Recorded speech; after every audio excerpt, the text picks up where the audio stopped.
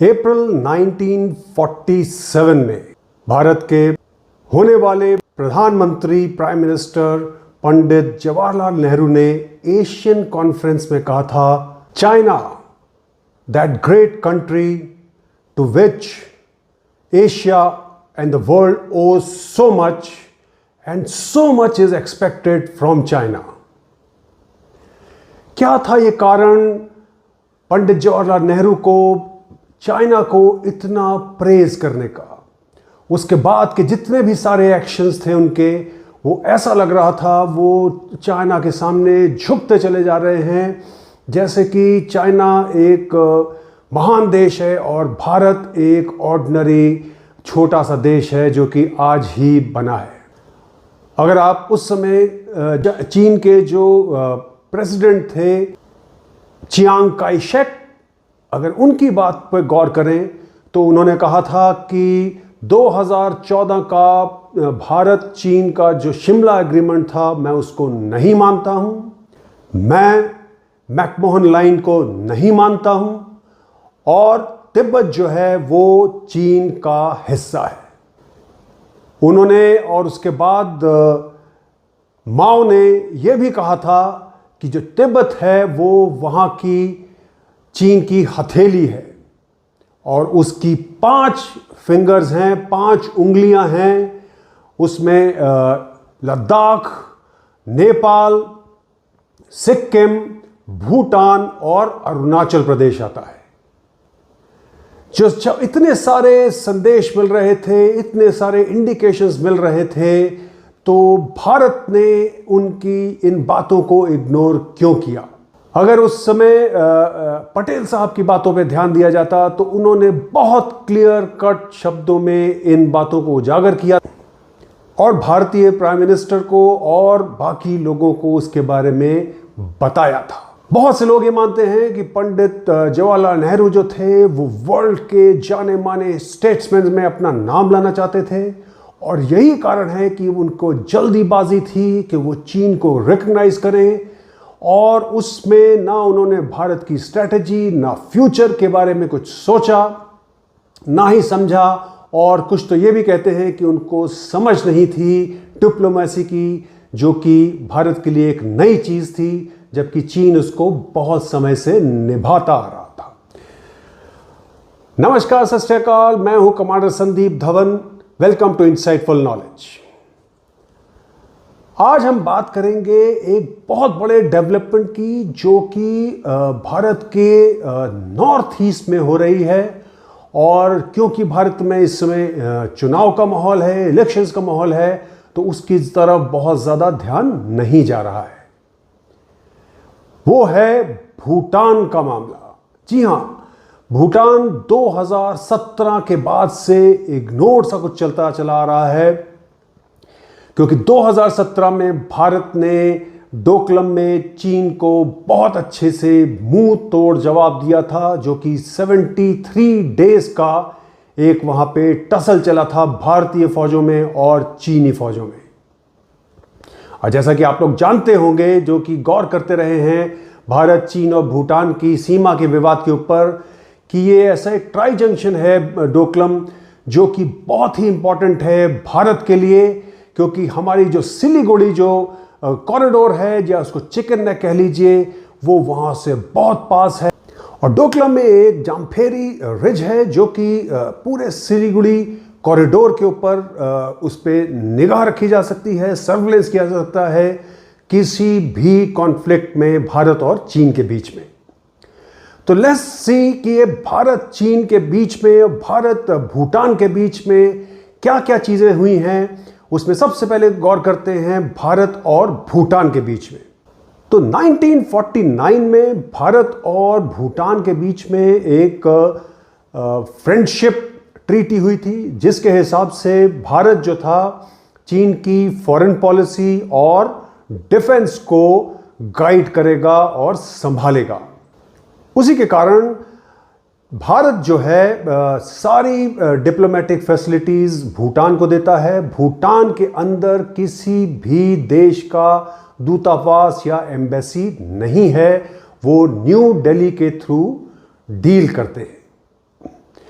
लेकिन इस ट्रीटी को डाइल्यूट कर दिया गया, इसको घटा दिया गया 2007 में, जब डॉक्टर मनमोहन सिंह की गवर्नमेंट ने वहाँ पे कई सारे क्लॉज निकल गए। उसमें स्पेशली जो मेन क्लॉज था वो था उनके फॉरेन पॉलिसी का, उनकी फॉरेन रिलेशनशिप का, जिस पे भारत का जो कंट्रोल था वो कम हो गया। और ये एक बहुत ही नाजुक मोड़ आया, क्योंकि इससे चीन को खुली छूट मिल गई कि वो बिना भारत के निगरानी के उनके साथ वार्तालाप कर सके, मीटिंग्स कर सके।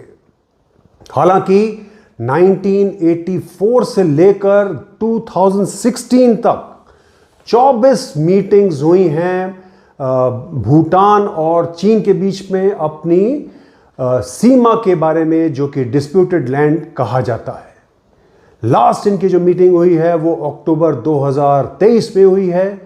और क्योंकि 2007 से भारत फॉरेन पॉलिसी का हिस्सा नहीं है उनकी, तो भारत जो है इन मीटिंग्स को अटेंड नहीं कर रहा है और भारत को नहीं पता है कि इन मीटिंग्स में क्या चल रहा है। अब भूटान जो है देखा जाए तो इसका साइज जो है वो केरला के बराबर है, लेकिन इसकी जनसंख्या जो है केवल 8 लाख है, जबकि केरला की जनसंख्या 3.6 करोड़ है। वो 45 गुना जो है वो भूटान की जनसंख्या के बराबर है।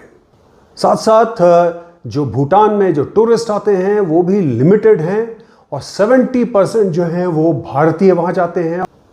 73% जो वहाँ की एक्सटर्नल ग्रांट है वो भी भारत से जाती है, जो कि ऑलमोस्ट $1 बिलियन पहुँचने वाली है। वहाँ का जो इंपोर्ट है वो भी 70% जो है वो भारत के ऊपर डिपेंड करता है।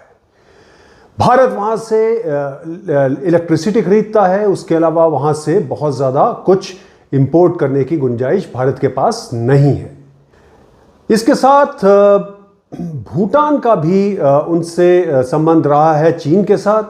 भूटान और चीन ने 1998 में एक ट्रीटी साइन की थी, जिसमें फ्रेंडशिप और ट्रैंक्विलिटी का उन्होंने एक एग्रीमेंट किया था। लेकिन अब समस्या ये है कि चीन जो है एक कैंसर की तरह फैलता जा रहा है भूटान में। आप जानते ही हैं कि कैंसर जो है उसको अगर आप एक हिस्से में ट्रीट करेंगे तो वो दूसरे हिस्से में उगने लग जाता है, दूसरे में करेंगे तो तीसरे में बढ़ने लग जाता है। यही हाल चीन का इस समय भूटान के ऊपर है, और वो वहाँ की 12% लैंड के ऊपर अपना क्लेम जता रहे हैं। तो गौर करते हैं, जो डिस्प्यूटेड लैंड चीन की तरफ से बताए जा रहे हैं और क्लेम किए जा रहे हैं, उसमें है डोकलम, याकचू, चरिथांगचू, सिंचुलुंगपा, लागमार्पो, द्रमाना, सखतो, बेयूल, खिंगपाजोंग, मेंचुमा वैली एंड साक्तेंग। तो मजे की बात यह है कि साक्तेंग जो है एक वाइल्ड लाइफ सेंचुरी है, और ऑल ऑफ सडन 1992 में जो अर्थ समिट हो रहा था रियो डी जेनेरो में, वहां पे चाइनीज डिप्लोमेट उठे और उन्होंने क्लेम किया कि यह डिस्प्यूटेड लैंड है और इसके बारे में बात क्यों की जा रही है। इसके पहले आज तक इसके बारे में कोई भी मतभेद नहीं था, कोई इसके बारे में बात नहीं करता था। और 2020 से जो साक्तेंग वाइल्ड लाइफ सेंचुरी है, चीन ने उसको भी इंक्लूड कर लिया अपनी क्लेम लिस्ट में। तो चीन की ये पॉलिसी है कि what is mine is mine, what is yours is negotiable. मतलब कि जो हमारे पास है वो तो हमारा है ही है, जो आपके पास है उसको हम उसके बारे में बात कर सकते हैं, क्योंकि उसके ऊपर भी हमारा क्लेम है।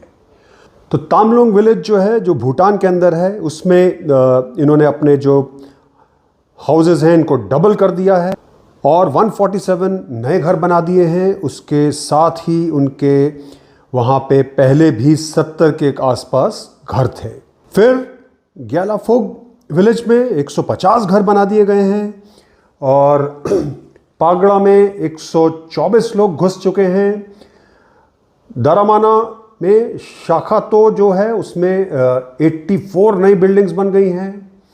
एंड मेंचुमा वैली में भी वो अपने घर और नए विलेज बना रहे हैं। 2 अक्टूबर 2023 में वहाँ के जो फाइनेंस मिनिस्टर थे टांडी दोरजी, उन्होंने विजिट किया और वहाँ पे delimitation and demarcation of boundary agreement sign किया। भूटान को यह याद रखना चाहिए कि चीन ने ब्रिटिश इंडिया और तिब्बत के साथ मिलके कई सारे जो एग्रीमेंट्स थे उनको साइन किया था। उसमें 1904, 1906, 1910 ऐसे एग्रीमेंट्स थे, लेकिन चीन जो है किसी भी इंटरनेशनल लॉ को फॉलो नहीं करता है, इंटरनेशनल एग्रीमेंट्स को नहीं मानता है जब तक उसको उसमें अपना कोई फायदा नहीं दिख रहा होता है। इसीलिए चीन ने तिब्बत को हड़प लिया और जो 1949 का एग्रीमेंट भूटान ने भारत के साथ किया था, इसी डर के कारण किया था क्योंकि उसको पता था कि अगला जो कब्जा है चीन का वो भूटान के ऊपर हो सकता है। और यही चीज जो है भूटान के लोगों को जाननी है कि वो बचे हुए थे इसलिए क्योंकि भारतीय सेना हमेशा वहां पे उपलब्ध रही है, मौजूद रही है उनकी सुरक्षा के लिए। और आज भी 2000 जो है इंडियन आर्मी सोल्जर्स जो हैं वो भूटान में उनकी आर्मी को ट्रेन करने के लिए रहते हैं हमेशा। भूटान को चीन की इन बातों में भी नहीं फंसना चाहिए क्योंकि उन्होंने बताया है कि हम आपको नॉर्थ में जाकारलुंग एंड सुमलुंग जो है 495 स्क्वायर किलोमीटर के एरिया है उसके ऊपर अपना क्लेम गिव अप कर देंगे। फिर वेस्ट में 269 स्क्वायर किलोमीटर का एरिया जो डोकलम के ऊपर है उसको गिव अप कर देंगे। केवल हमें 100 स्क्वायर किलोमीटर का जो डोकलम का एरिया है वो दे दीजिए। तो मैंने आपको जैसे बताया था कि डोकलम जो है वहां से चुंबी वैली से चीनी जो हैं आराम से आ सकते हैं। अब चुंबी वैली की बात अगर करूं तो ये एक जो ब्रिटिश जो इंडिया था उससे बहुत बड़ी चूक हो गई थी क्योंकि जब 1904 में जब यंग हस्बैंड एक्सपीडिशन किया गया था ब्रिटिश आर्मी का, जिसको कर्नल यंग हस्बैंड ने लीड किया था, और वो तहस नहस करते हुए लद्दाख की कैपिटल लहासा तक पहुंच गए थे। और उस समय चुंबी वैली के ऊपर ब्रिटिश इंडिया को अपना क्लेम जमा लेना चाहिए था क्योंकि अगर चुंबी वैली इस समय भारत के पास होती तो भारत बहुत ही मजबूत स्थिति में होता। बहरहाल चुंबी वैली से डोकलम तक चीन एक रोड बना रहा है और जो डिस्प्यूट 2017 में हुई थी वो इसी रोड के ऊपर हुई थी जो कि डोकलम में ट्राई जंक्शन के ऊपर पहुंच रही थी। So what is the way forward? सबसे एक बता दूं अहम जो चेंज हुआ है भूटान में वो हुआ है वहां पे जो नए प्राइम मिनिस्टर आए हैं शेरिंग टोब्गे, ये 2024 में जनवरी में आए हैं। तो ये एक भारत के लिए बहुत महत्वपूर्ण उपलब्धि है क्योंकि ये भारत फ्रेंडली एक प्राइम मिनिस्टर है। इसके साथ ही भारत को जो है बहुत ही क्लियर कट टर्म्स में अपनी रेड लाइंस को चीन को और भूटान को व्यक्त कर देना है, बता देना है। और क्या है ये रेड लाइंस? ये रेड लाइंस हैं कि भाई जितने भी बॉर्डर नेगोशिएशंस होंगे चीन के साथ उसमें भारतीय जो रिप्रेजेंटेटिव्स हैं वो उपलब्ध रहेंगे और वो मीटिंग को मॉनिटर करेंगे। भारत को साथ ही अपना क्लेम जो है उसको बढ़ाना चाहिए। जो चीन ने तिब्बत की टेरिटरी को हड़प रखा है उसमें एक सबसे इंपॉर्टेंट आ जाती है याडोंग काउंटी। अगर जस्ट इमेजिन कि अगर याडोंग काउंटी आ जाती भारत के पास तो बहुत सारी समस्याएं सुलझ चुकी होती। फिर भारत को क्लेम करना चाहिए mount Kailash and Mansarovar lake, क्योंकि भारतीय जो ऋषि मुनि और सेंट्स जो हैं यहाँ पे हजारों सालों से जाते रहे हैं, यहाँ तक कि इसका वर्णन महाभारत में भी है। तो जब जो चीनी लोग थे पेड़ों पे रहा करते थे, वे उस समय भारतीय वहाँ पे विजिट कर रहे थे, तो वो भारत का हिस्सा कैसे नहीं है। भारतीय जो वॉर प्लान्स हैं उनको प्रिपेयर करना चाहिए इस बात के लिए कि अगर चीन कल को भूटान के ऊपर हमला कर देता है या डोकलम के ऊपर हमला कर देता है उसको एनेक्सेशन के लिए, तो भारत का उसमें क्या योगदान होगा। भारत को साथ ही भूटान से भी बात करनी चाहिए कि अगर आप सिक्किम की तरह भारत में मिलना चाहते हैं तो उसके आपको क्या फायदे हो सकते हैं। फिर क्लियर कट टर्म्स में चीन को बता देना चाहिए कि ये हमारी रेड लाइंस अगर आपने क्रॉस की तो हम उसके लिए युद्ध के लिए भी तैयार हैं। और ये बहुत बड़ा पॉलिटिकल मैसेज होगा क्योंकि अभी तक ऐसा मैसेज भारत नहीं भेजता रहा है। और last but not least, Bharat को उनकी वन चाइना पॉलिसी के ऊपर क्लियर कट मैसेज देना है कि अगर आप वन इंडिया पॉलिसी को नहीं मानते हैं तो हम वन चाइना पॉलिसी को नहीं मानते हैं। दिस मीन्स कि तिब्बत आपका हिस्सा नहीं है और शिनजियांग या ईस्ट तुर्कमेनिस्तान जो है वो आपका हिस्सा नहीं है। ताइवान तो आपका हिस्सा है ही नहीं। The aim of this episode is to learn from the historical mistakes so that they are not repeated. The aim is not to criticize any leader. So thank you so much for watching this episode. नमस्कार, सत श्री अकाल, मैं हूं commander Sandeep Dhawan.